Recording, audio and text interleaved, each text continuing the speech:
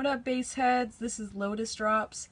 I'm going to start recording some behind the scenes videos for you guys because I think it's really important for us to share information to each other and our community. So I just wanted to give a quick little rundown of how I make my live mixes and to make sure that they're perfect and presentable and ready to go for the public.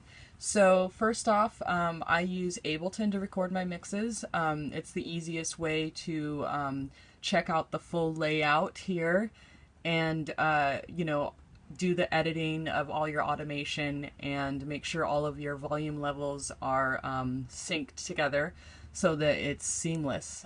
So basically what I do first is I will go in, load in all my tracks, make sure that my tracks have all of the quantization that it needs, and you can go in and make sure that the BPM is correct, all that good stuff.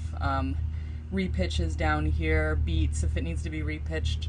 Usually it's like something that is at 150 BPM and you're recording at 140, so that the repitch will cause the vocals to sound pitched better.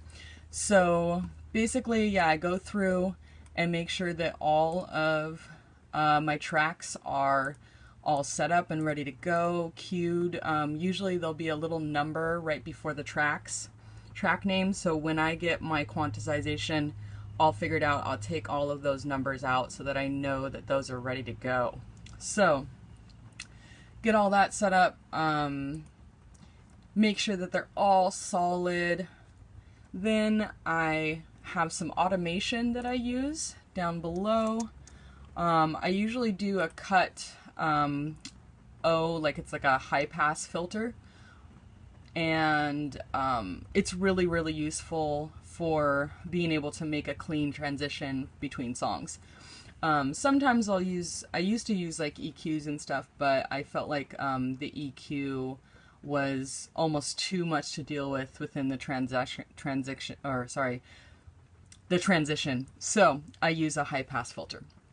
Anyways, I go ahead, throw down all the mixes. Sometimes it'll take like 4 or 5 tries really until I get the groove. I feel the groove, I feel the fire of the tracks, and I feel like they're all kind of melting together. Yeah, it takes a while to actually make a really good solid mix, but I highly suggest putting in the effort in order to get out the sound and the vibe that you are ready to throw out there. So I got all my tracks here. After I'm done recording, I will go in and make sure that all my automations are correct and it flows well between the tracks. I will do some edits with like cutting off some stuff so that when it is about to throw down for the next track, there isn't any bleed between tracks. I go through, this will take like a good couple of days really, like a good couple of hours just to make sure everything is seamless. So that's kind of how I do it. I'll make sure that the volume levels are correct. Sometimes I'll throw in a stereo enhanced master in order to make it really bump for all of my fans out there.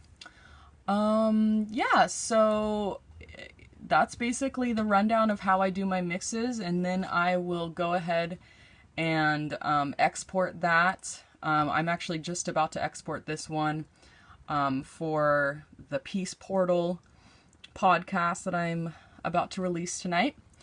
And yeah, so you want to make sure that it's on the master.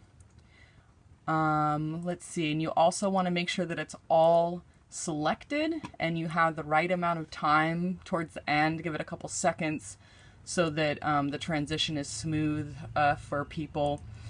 And yeah, so that's basically how it goes down. Export and get it poppin'.